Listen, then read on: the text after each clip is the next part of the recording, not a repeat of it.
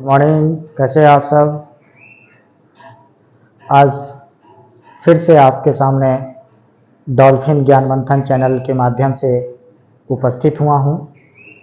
आज बहुत ही महत्वपूर्ण टॉपिक पढ़ाने जा रहे हैं।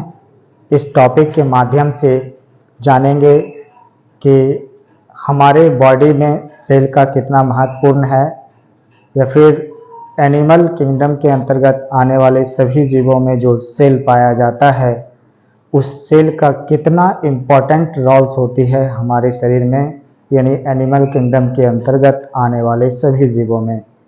उसी प्रकार से प्लांट यानी प्लांटिया किंगडम के अंतर्गत आने वाले सभी जीव में सेल का क्या रोल्स होती है उसके बारे में हम लोग बताने जा रहे हैं।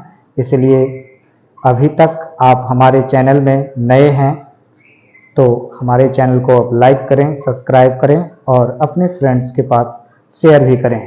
तो आइए चलते हैं हम लोग अपनी टॉपिक पर। तो आज आप लोग देख रहे होंगे बोर्ड के माध्यम से कि आज का टॉपिक है सेल। सेल मीन्स कोशिका। हाँ, ये सेल हमारे बॉडी में कितने महत्वपूर्ण है इस चीज़ के बारे में हम लोग स्टडी करेंगे आज। तो आइए सबसे पहले हम ये बता देते हैं कि सेल क्या होता है। यानी जीवन की एक संरचनात्मक एवं क्रियात्मक इकाई को कोशिका कहते हैं।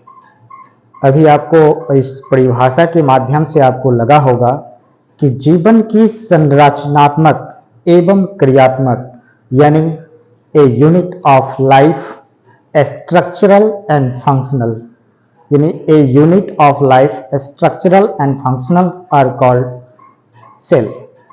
यानी हमारे जीवन की एक बहुत ही बहुमूल्य बातें यहाँ है कि जीवन की संरचनात्मक यानी हमारे जो जीवन में हमारा जो शरीर बना है, शरीर का जो स्ट्रक्चर है यानी कंस्ट्रक्शन है, हमारा शरीर जो बना हुआ है, इस प्रकार से इसमें सबसे महत्वपूर्ण रोल होता है सेल का। यानी हम अगर खड़ा हैं, हमारा इस प्रकार से आकार बनी हुई है तो यह सेल के माध्यम से। इसीलिए हम कहते हैं कि जीवन की संरचनात्मक एवं क्रियात्मक इकाई को कोशिका कहते हैं। यानी कोशिका इट मीन्स सेल। ये सेल नाम जैसे हम लोग पढ़ते हैं इसमें साइको नहीं पढ़ेंगे, साइको मीन्स हो जाता है पागल, इसलिए ध्यान रहें, यहां पढ़ेंगे साइटो। यानी साइटो का स्टडी करने वाला को साइटोलॉजी कहते हैं, कोशिका विज्ञान कहते हैं। यानी कोशिका विज्ञान के अंतर्गत कोशिकाओं के बारे में अध्ययन किया जाता है। कोशिका विज्ञान के अंतर्गत कोशिका के बारे में अध्ययन किया जाता है, और जो व्यक्ति इस चीज को अध्ययन करते हैं उन्हें साइटोलॉजिस्ट कहते हैं, उन्हें साइटोलॉजिस्ट कहते हैं। यानी कोशिका के बारे में जो व्यक्ति अध्ययन करते हैं उन्हें साइटोलॉजिस्ट कहते हैं, और विज्ञान की जिस शाखाओं में कोशिका का अध्ययन किया जाता है उसे साइटोलॉजी कहते हैं। जी हाँ, कोशिका विज्ञान कहते हैं। कोशिका का खोज सर्वप्रथम रॉबर्ट हुक ने किया था। रॉबर्ट हुक ने 1665 ईस्वी में मृत कोशिका का खोज किया था। रॉबर्ट हुक ने 1665 ईस्वी में मृत कोशिका का खोज किया था। इन्होंने ओक नाम का एक प्लांट होती है, उसकी कॉर्क को काटा है। यानी कॉर्क कहे तो एक slice parts of a tree, एक आप जैसे कॉर्क की बात करते हैं तो आप एक चकती आप समझते होंगे, चकती। यानी कोई भी प्लांट अगर देखते हैं, कोई भी प्लांट होता है, डंठलें होती है, तो उसमें से एक पैसे की आकार की यानी एक कॉइन्स की आकार का कॉर्क को काटा गया, और ऐसे ओक नाम के प्लांट को, कॉर्क को माइक्रोस्कोप पर रखा गया। यानी वह कॉर्क को माइक्रोस्कोप पर जब रखा गया तो उसमें देखा गया कि छोटे छोटे होल्स दिखाई देते हैं, ऐसे छोटे छोटे होल्स दिखाई देते हैं। तो रॉबर्ट हुक महोदय ने ऐसे होल्स को देखे तो इन्हीं होल्स का नाम उसने रख दिए सेल यानी कोशिका। तो उन्होंने ओक नाम के प्लांट के कॉर्क को काटकर मृत कोशिका का पता लगाया था। तो अभी आपने देखा मृत कोशिका का खोज किसने किया था? तो रॉबर्ट हुक ने। कब किया था? 1665 ईस्वी में। किस पर किया गया था प्रयोग? तो ओक नाम के प्लांट के कॉर्क पर। ओक नाम के प्लांट को कॉर्क को जब माइक्रोस्कोप पर देखा गया, रखा गया, तो उन्होंने देखा कि ऐसे इस कॉर्क में ऐसे छोटे छोटे बबल्स टाइप का संरचना है, बना हुआ है, जिन्होंने उस चीज का नाम दे दिए सेल यानी कोशिका। आइए उसी प्रकार से जीवित कोशिका का खोज किसने किया? जीवित कोशिका का खोज एंटोन वैन लीवेनहॉक ने किया था। जीवित कोशिका का खोज एंटोन वैन लीवेनहॉक ने 1674 ईस्वी में किया था। कब किया था? 1674 ईस्वी में इन्होंने जीवित कोशिका का खोज किया था, जीवित कोशिका का पता लगाया था। इनका एक छोटा सा स्टोरी है। साइंटिस्ट एंटोन वैन लीवेनहॉक महोदय का एक छोटा सा स्टोरी है, क्योंकि उन्होंने जीवित कोशिका का खोज पता लगाया था। उस पर मैं छोटा सा स्टोरी बताना चाहता हूं। इन्होंने, कहा जाता है कि इन्होंने जब खाना खाने के पश्चात जब इनके दांतों में कुछ फंस गया था, तो फंसने के दौरान इन्होंने किसी चीज से उस चीज को निकालने का प्रयास नहीं किया, बल्कि ये कनिष्ठा उंगली की नाखून से उसने निकालने का प्रयास किया था। तो कनिष्ठा उंगली में नाखून बढ़ने की वजह से, नाखून बड़ा होने की वजह से उन्हें दांत को साफ करने के दौरान उनके मसूड़े में कुछ खरोंच आ गई थी। तो वैसे खरोंच आ गई थी जिससे कि वह ब्लड का स्राव होना शुरू हो गया था। तो उन्होंने देखे कि अरे ऐसे देखते हैं तो ऐसे उनके कनिष्ठा उंगली पर ब्लड आ रहा। तो उन्होंने आसानी से उस ब्लड को लिया और ऐसी कनिष्ठ उंगली को माइक्रोस्कोप के नजदीक रखा। तब माइक्रोस्कोप में देखा गया कि वैसे ब्लड के ड्रॉप में छोटे छोटे बबल्स टाइप का मूव कर रहे हैं, घूम रहे हैं। तो उन्होंने कहा ओ समझ में आ गया। तो ऐसे सिचुएशन में उस वैसे बबल्स यानी वैसे ब्लड के ड्रॉप्स में देखे छोटे छोटे बबल्स जो मूव कर रहे हैं, तो उन्होंने इस चीज का नाम उन्होंने दे दिया जीवित कोशिका। मूव कर रहे थे इसीलिए जीवित कोशिका उसका नाम दे दिए। तो कब किए थे? 1674 ईस्वी में। जीवित कोशिका का खोज किसने किए? एंटोन वैन लीवेनहॉक ने। कब किए? 1674 ईस्वी में। उसी प्रकार से आइए बहुत ही महत्वपूर्ण जानकारी आपको बताते हैं इसमें। ओवरऑल में कहते हैं इसे कि सबसे छोटी कोशिका, ओवरऑल में कह सकते हैं कि सबसे छोटी कोशिका जो होती है वो माइकोप्लाज्मा होती है। सबसे छोटी कोशिका माइकोप्लाज्मा को कहा जाता है। ये ओवरऑल में हमने बताया। उसी प्रकार से ओवरऑल में ही हम बात करते हैं, सबसे बड़ी कोशिका की बात करते हैं, तो वो होता है शुतुरमुर्ग का अंडा का। शुतुरमुर्ग का अंडा का जो होता है वो सबसे बड़ी कोशिकाएं होती हैं। और इसी प्रकार से कुछ मनुष्य में हम बात करते हैं, मानव में बात करते हैं। मानव में जो छोटी कोशिका होती है वह होती है मेल के स्पर्म। मेल के स्पर्म में सबसे जो है वह छोटी कोशिका होती है। ये मानव की बात कर रहे हैं, मैन की बात कर रहे हैं, यानी ह्यूमन की बात कर रहे हैं। ह्यूमन में मेल के स्पर्म में शुक्राणु सबसे छोटी कोशिका माना जाता है। उसी प्रकार से मानव में ही बड़ी कोशिका की बात करते हैं तो वह है फीमेल में, वो है ओवम यानी अंडाणु। क्या है? अंडाणु। फीमेल में अंडाणु जो होता है वह सबसे बड़ी कोशिका पाया जाता है उसमें। इसी प्रकार से मानव में छोटी कोशिका स्पर्म में, और फीमेल में जो देखते हैं बड़ी कोशिका जो पाया जाता है वो फीमेल के वो ओवम यानी अंडा में। इसी प्रकार से अब हम एक और छोटी सी बात बता रहे हैं यहीं पर, मानव में जो लंबी कोशिकाएं होती हैं वो न्यूरॉन होती है। सबसे लंबी कोशिका मानव में जो होती है वो न्यूरॉन होती है।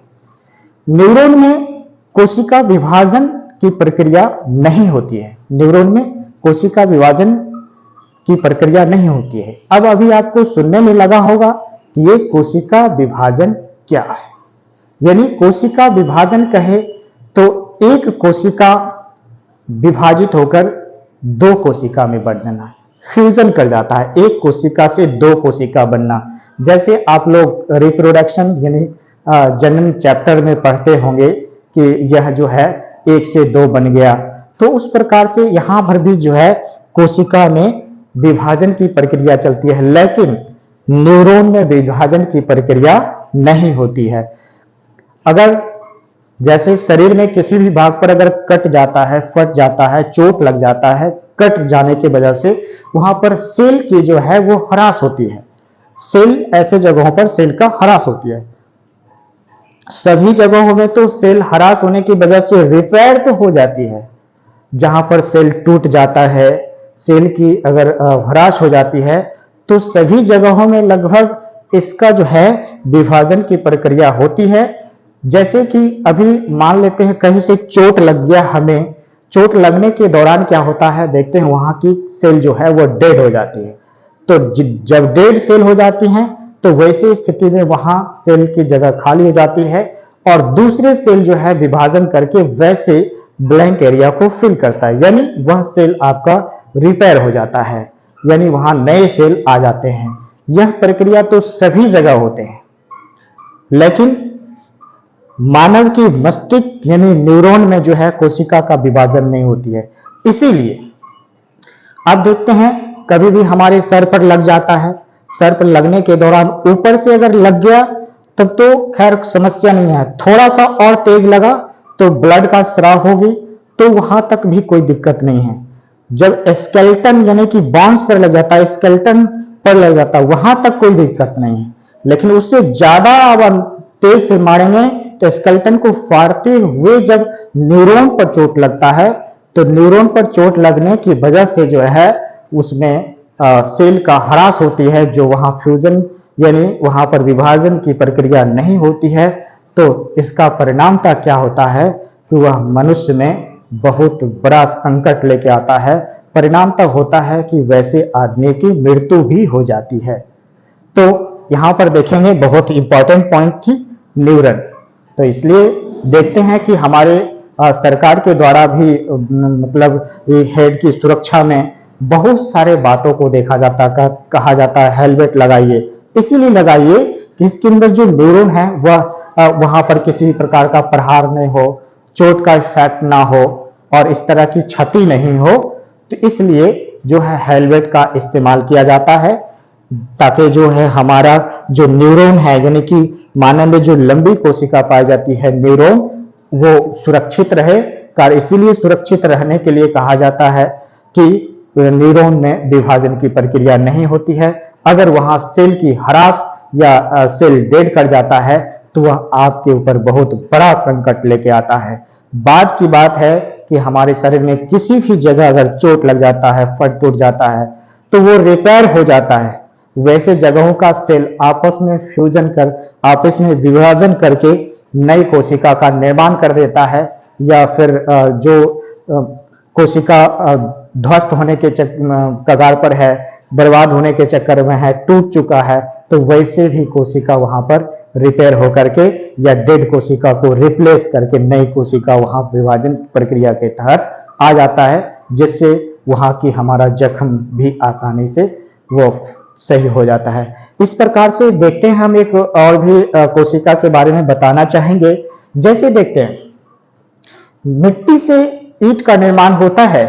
आप लोग जान रहे होंगे कि मिट्टी से ईंट का निर्माण होता है, ईंट से दीवार का निर्माण होता है और दीवार से एक घर बन जाता है। उसी प्रकार कई कोशिकाओं का एक समूह बनाकर एक उत्तक का निर्माण करता है। कई कोशिकाओं के समूह जो है एक उत्तक का निर्माण करता है और कई उत्तकों का एक समूह एक अंग का निर्माण करता है और कई अंगों का एक समूह जो है वह शरीर कहलाता है। तो आपने देखा कि बहुत ही सुंदर, इसीलिए कोशिका जो है वह हमारे शरीर का बहुत ही महत्वपूर्ण भाग माना जाता है। इसलिए कहते हैं कि कोशिका हमारे शरीर जीवन की संरचनात्मक एवं क्रियात्मक भी इकाई है। संरचना की बात करते हैं तो हमारे शरीर में जो इस प्रकार से हम संरचना में हैं, इतने मोटे हैं, पतले हैं, दुबले हैं, तो ऐसी स्थिति में ये हमारी संरचना है। लेकिन रही बात क्रियात्मक की बात करते हैं तो अगर मान लिया जाए कि हम किसी को अगर एक फैट की ओर से हम किसी को हिट करते हैं तो ये हमारा क्रियात्मक है, ये हमारा क्रियात्मक इकाई। इसलिए यह दोनों यानी जीवन की संरचनात्मक एवं क्रियात्मक इकाई को कोशिका कहते हैं। तो आपने देखा कई कोशिकाओं को एक समूह उत्तक कहलाता है, कई उत्तकों के एक समूह क्या कहलाता है, अंग कहलाता है, और कई अंगों को मिलाकर हमारा एक शरीर का निर्माण हो जाता है। आप यहां पर देखते हैं कुछ एनिमल सेल की हमने डायग्राम बनाया है। ये एनिमल सेल का है और ये देखते हैं प्लांट सेल की है। तो ये इसमें भी हम बहुत सारा कुछ नामकरण किए हैं। तो ये देखिए, ये एनिमल सेल में जो ये राउंड फिगर में ये मैंने बनाया है, तो इस जो बाहरी लेयर को बोलते हैं सेल वॉल, जिसको कोशिका भित्ति कहते हैं, सेल वॉल। उसी प्रकार से जो इस सेल के अंदर और ऐसे भी सेल वॉल के जस्ट बाद का लेयर जो होता है वह सेल मेम्ब्रेन कहलाता है, कोशिका झिल्ली कहलाती है ये सेल मेम्ब्रेन। उसके बाद की बात, इसमें जो फ्लूइड, इस कोशिका में जो लिक्विड पाया जाता है, जो इसमें लिक्विड पाया जाता है उसको साइटोप्लाज्म कहते हैं। क्या कहते हैं इसमें? साइटोप्लाज्म। अब इसके अंतर्गत देखते हैं कि ये इसमें न्यूक्लियस पाया जाता है। ये जो देखते हैं स्ट्रक्चर है ये न्यूक्लियस, और न्यूक्लियस के अंदर जो पाया जाता है यह न्यूक्लियोलस कहा जाता है। ये अंदर की भाग है ये न्यूक्लियस। और ये क्षारनुमा जो देखते हैं ये इसको बोलते हैं एंडोप्लाज्मिक रेटिकुलम। ठीक न्यूक्लियस के बाहर जो है वो दिखाया जाता है, ये जो दिखा रहे हैं इसको बोलते हैं एंडोप्लाज्मिक रेटिकुलम। और इसी प्रकार से आगे फिर देखते हैं ये मोटे क्षारनुमा जो बनाएगा इसको बोलते हैं सेंट्रोसोम। सेंट्रोसोम जो बहुत बड़ा रोल लेकर के आता है, विभाजन की प्रक्रिया में भी हेल्प करता है। उसी प्रकार से इसके नीचे देखते हैं एक है गोल्जी बॉडी। ये गोल्जी बॉडी है, उसके अब जस्ट हमने तुरंत बताया ये सेल मेम्ब्रेन है। ठीक सेल वॉल के बाद वाली लेयर जो है वह सेल मेम्ब्रेन कहलाती है। ये मोटे मोटे जो लाइन दिख रहा है इसको माइटोकॉन्ड्रिया कहते हैं। क्या कहते हैं? माइटोकॉन्ड्रिया। तो ये अभी आपने देखा यह डायग्राम जो है ये है एनिमल सेल का। किसका है? एनिमल सेल का। अब हम एक एक चीज को बताएंगे, यानी सेल वॉल के बारे में विशेष जानकारी बताएंगे, न्यूक्लियस के बारे में, nucleolus, endoplasmic reticulum, centrosome, Golgi body और सेल मेम्ब्रेन, और माइटोकॉन्ड्रिया एंड लाइसोसोम। ये सभी के बारे में हम एक एक टॉपिक को लेकर विस्तृत से आपके सामने फिर इसी प्रकार से आएंगे। फिर यहां पर देखते हैं कि दूसरी टॉपिक में हम ले रहे हैं प्लांट सेल यानी पादप कोशिका। ये प्लांट सेल के अंतर्गत देखते हैं इस प्रकार का स्ट्रक्चर पाया जाता है। ये प्लांट में सेल का जो है इस प्रकार से दिखता है। जैसे उसमें भी देखते हैं ये बाहर का लेयर जो होता है वह सेल वॉल कहलाता है। बाहर का लेयर क्या है? Cell wall. ठीक इसके बाहर इसके अंदर की लेयर जो होती है सेल वॉल के बाद वाले लेयर उसे सेल मेम्ब्रेन कहते हैं। उसके बाद अंदर जो ये देखते हैं राउंड में है, एक सर्कल टाइप का है, तो ये सर्कल जो होता है वो न्यूक्लियस कहलाता है। क्या कहलाता है? न्यूक्लियस कहलाता है। न्यूक्लियस के अंदर जो ये देखते हैं पार्ट इसको न्यूक्लियोलस कहलाता है। ऐसी स्थिति में फिर देखते हैं इसके अंदर जो लिक्विड फ्लूइड पाया जाता है उसको साइटोप्लाज्म कहते हैं। क्या कहते हैं? साइटोप्लाज्म। तो अभी आपने देखा कि हम एक संक्षेप में जानकारी आपके सामने एनिमल सेल के बारे में, प्लांट सेल के बारे में भी बताया, और भी बहुत सारे सेल के बारे में जानकारी है। हम एक एक एक एक टॉपिक यानी एक एक पॉइंट के बारे में विशेष जानकारी लेकर आपके सामने उपस्थित होंगे। तो चलिए आज का क्लास हम यहीं तक, फिर अगले वीडियो में मिलते हैं।